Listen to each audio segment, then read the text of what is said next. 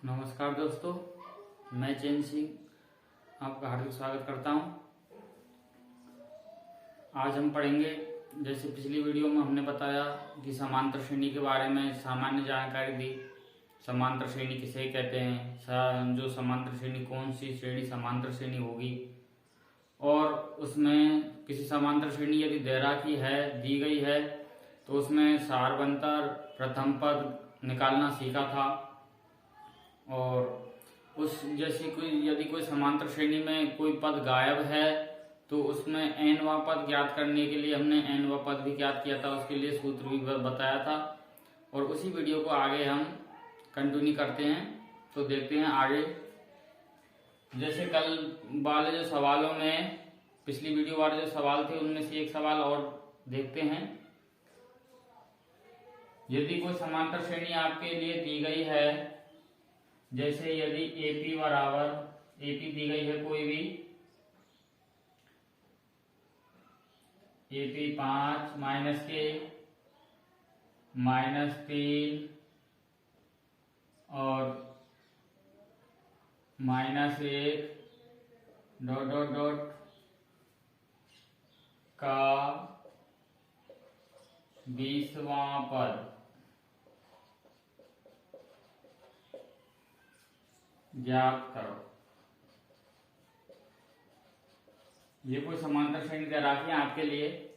-5 -3 -1 dot dot dot का 20वां पद ज्ञात कीजिए। तो इस समांतर श्रेणी में देखिए, कल हमने पिछली वीडियो में इस प्रकार के सवाल किए थे। सबसे पहले इसमें देखते हैं कि हम जो 20वां पद ज्ञात करने के लिए हमें चाहिए, वो चाहिए पहले A यानी प्रथम पद। प्रथम पद यानी समांतर श्रेणी में पहला पद कितना है, -5। इसके बाद D यानी सारवंतर, D का मान निकालेंगे तो दूसरे पद में से पहले पद घटाना है, A2 -A1। तो D बराबर दूसरा पद है -3, घटाना है इसमें से कितना, -5। यहाँ ध्यान रखना है, जो घटाना है वो चिन्ह अलग माइनस आएगा, और घटाना है -5, इसलिए इसको कोष्टक के अंदर बंद रखेंगे। तो D बराबर -3 माइनस गुना माइनस, ये हो जाएगा +5। तो D का मान कितना आया, +2। अब हमको ज्ञात करना है 20वां पद। इस समांतर श्रेणी का 20वां पद कौन सा होगा, यानी इस समांतर श्रेणी में 20वें नंबर पर कौन सी संख्या आएगी, वो ज्ञात करना है। तो हमने सूत्र लिखा था an बराबर, यदि कोई पद ज्ञात करना है तो उसके लिए an बराबर a plus n-1 into D। तो हमने कहा n यानी 20वां पद। तो n का मान देखो, a का मान तो हमने निकाल लिए है -5, D का मान -2, और n का मान है जो पद पूछा है आपसे, यानी 20वां पद। तो 20 बराबर a का मान है -5 प्लस n-1, n का मान 20 -1 और इंटू D का मान है 2। देखिए -5 प्लस 20 में से 1 गया तो ये बचे 19 गुना 2। तो -5 प्लस 19 गुना 2 करते हैं तो ये आता है 38, और A 20 यानी 20वां पद। अब यहाँ पर देखो, प्लस के हैं 38 और माइनस के हैं 5, यानी 38 में से 5 घटाने हैं तो ये बचे 33। प्लस की संख्या है इसलिए प्लस की बड़ी है, तो प्लस के 33 बचेंगे। तो इस प्रकार के सवाल हमने पिछली वीडियो में देखे थे। ये हमने कल पिछली वीडियो में देखे थे, वो साधारण सवाल थे, कठिन सवाल नहीं थे। इसके बाद अब देखते हैं, थोड़े सवालों को थोड़ा कठोर करते हैं, कठिन करते हैं। तो ये सवाल था,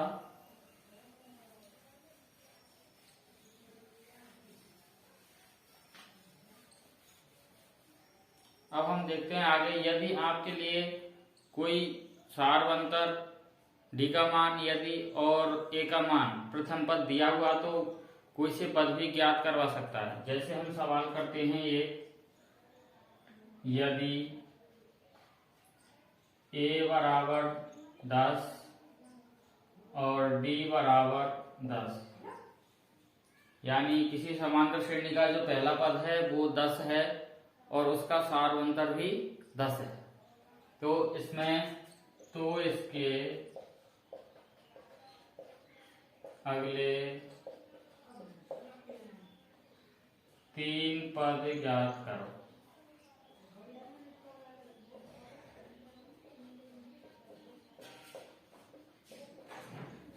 तो इसके अगले 3 पद ज्ञात करो।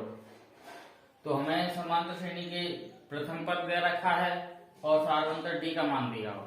तो अगले 3 पद निकालने हैं। यानी पहला पद तो है ही, a1 को हम पहला पद लिखते हैं। a1 का मान दे रखा है, ये होता है, इसको प्रथम पद ही कहते हैं। तो ये हुआ है 10, यानी पहला पद। अब इसके अगले 3 पद निकालने हैं। तो दूसरा पद देखो, कल पिछली वीडियो वाले उसको याद करो, व्यापक बहुभुज समांतर श्रेणी के को। तो हमने बताया a पहला पद, दूसरा पद a प्लस डी, तीसरा पद a प्लस 2d, चौथा पद a प्लस 3d। यानी जितना पद पूछा जाए उससे d एक कम आता है। तो इसमें दूसरा पद है तो इसको लिखेंगे a प्लस डी, ये व्यापक रूप से है। तो दूसरा पद बराबर a का मान है 10 प्लस डी का मान भी 10। तो दूसरा पद बराबर ये आ गया 20।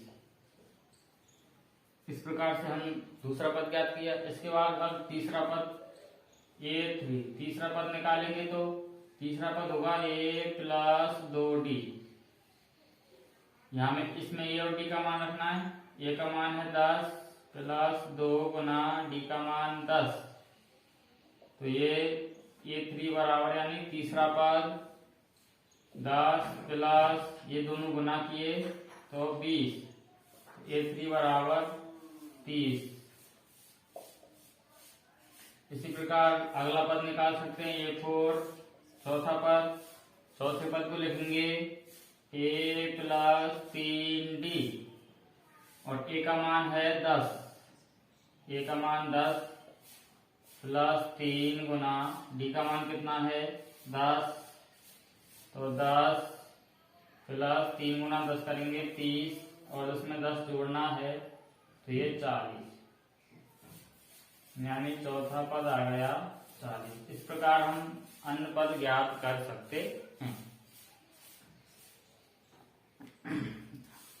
एक सवाल ये हो गया। इसके बाद और देखते हैं इसी प्रकार के सवाल।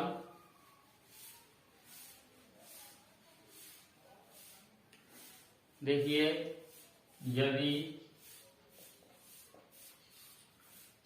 a का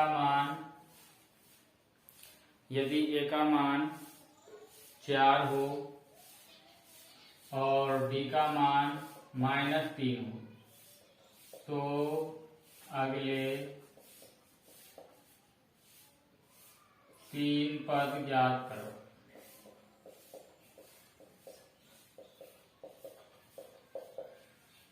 यदि a का मान 4 हो, d का मान 3 हो माइनस के, तो अगले 3 पद ज्ञात करो। बिल्कुल पिछले सवाल की जैसी ही प्रक्रिया है, कुछ भी अलग नहीं है, केवल संख्याएं चेंज होंगी, नियम वही रहेगा। देखो, जैसे ये पहला पद दे रखा है, यानी पहले पद को लिखते हैं a1 से। a1 बराबर 4, पहला पद दिया हुआ है 4, तो a1 का मान भी 4 होगा, पहला पद 4 होगा। दूसरा पद निकालेंगे a2। दूसरा पद क्या लिखते हैं a प्लस डी।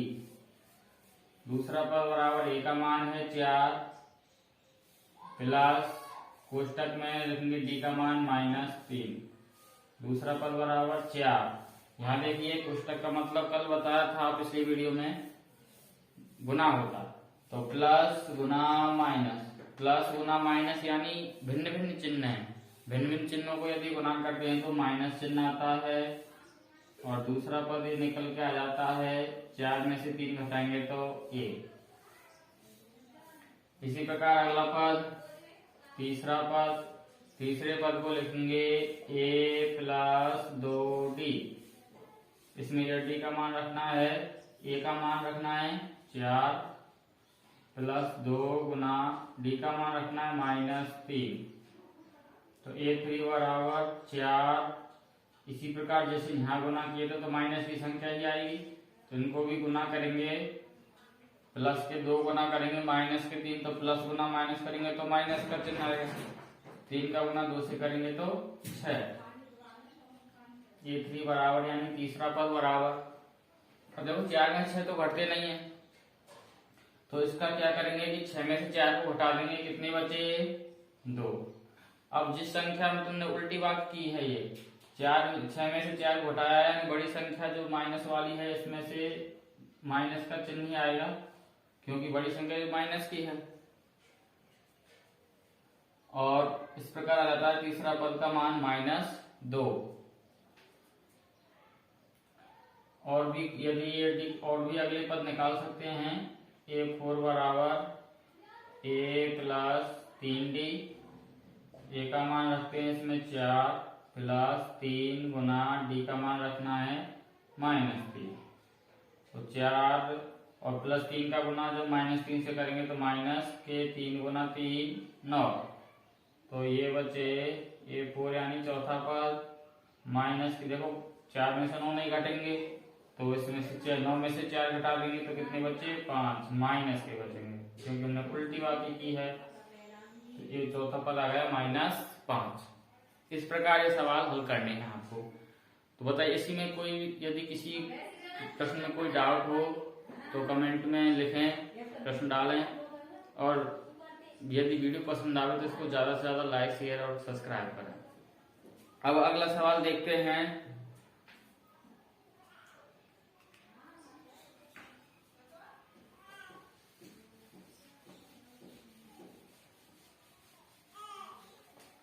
इसी समांतर श्रेणी की एक्सरसाइज 5.1 है ये, और इसका सवाल है अगला दूसरे का है, प्रश्न नंबर,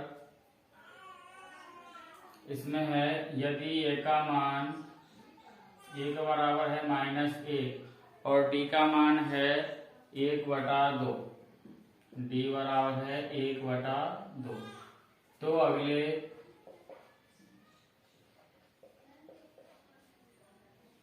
3 पद ज्ञात करो या 4 पद ज्ञात करो।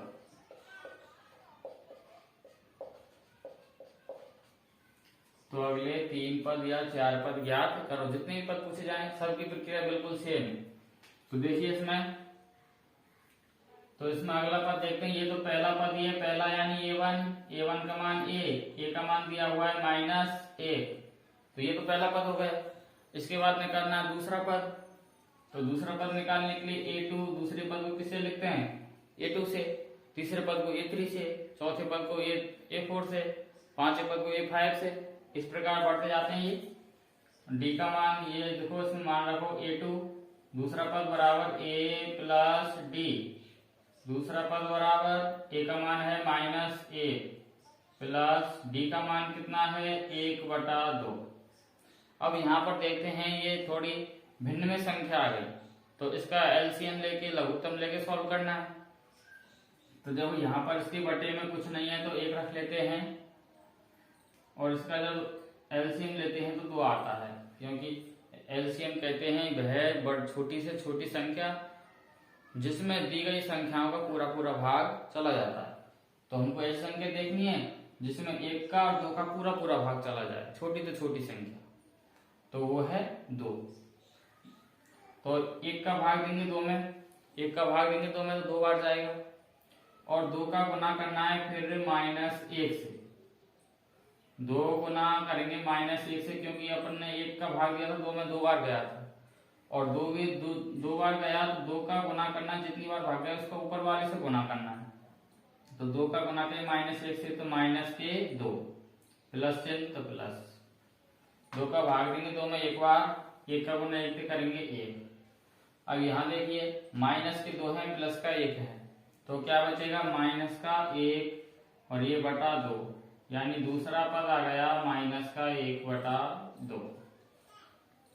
इसी प्रकार अगला पद निकालते हैं, A3, ये होता है A प्लस 2D, तीसरा पद है A प्लस 2D होगा, चौथा पद A प्लस 3D होगा, पांचवा पद A प्लस 4D होगा।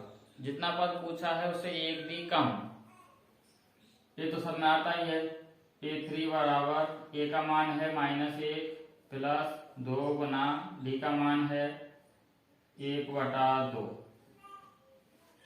देखो 2 से 2 कट गया, A3 बराबर ये बचा -1 और ये 1 का गुना करेंगे, 1 से एक बार कटाइए तो ये प्लस का 1, A3 बराबर माइनस का 1 और प्लस का 1, यानी एक संख्या है उसमें से इतना ही खर्च कर दिया, एक में से एक ही घटा दिया तो क्या बचेगा 0।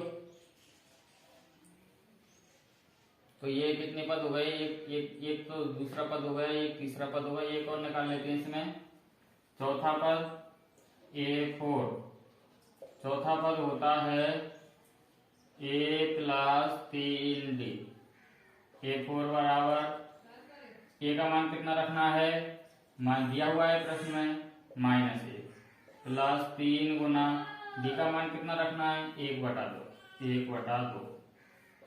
A4 यानी चौथा पद बराबर -1 प्लस 3 का गुना करेंगे 1 से तो 3 एकम 3/2। फिर ये भिन्न वाली संख्या आ गई, इसकी जोड़बाकी करनी है एलसीएम लेके, लघुत्तम लेके। A4 बराबर इसका लघुत्तम लिया, इसके बटे में यदि कुछ नहीं है तो 1 रख लेंगे, इन दोनों का लघुत्तम लिया 2, 1 का भाग देंगे 2 में 2 बार और 2 का गुना करेंगे -1 से, जितनी बार भाग जाए उसका गुना करना है ऊपर वाली संख्या से। जैसे 1 का भाग देंगे 2 में 2 बार जाएगा, 2 का गुना करना है -1 से, -1 का गुना 2 से किया तो -2 प्लस 2 का भाग दिया 2 में 1 बार जाएगा और 1 का गुना करना है 3 से, 3 गुना करेंगे 3 एकम 3। A4 बराबर यहाँ है माइनस का 2 और प्लस का 3, तो 3 में से 2 घट जाते हैं तो बचता है 1/2, 2 ये है, ये चौथा पद आ गया प्लस के 1/2। इस प्रकार जितने भी पद इसके पूछे जाएं तो हम निकाल सकते हैं, यदि और कोई सा भी पद पूछ लिया जाए तो वो भी हम निकाल सकते हैं।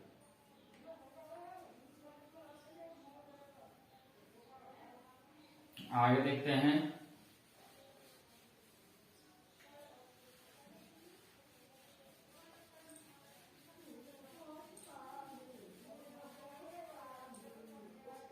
अगले प्रश्न में दिया हुआ है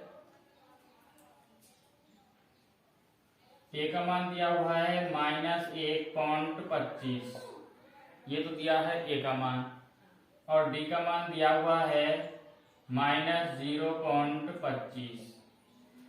ए का मान दिया हुआ है -1.25 और डी का मान दिया हुआ है -0.25 है। तो अगले 3 पद ज्ञात करो, अगले 3 पद ज्ञात करो।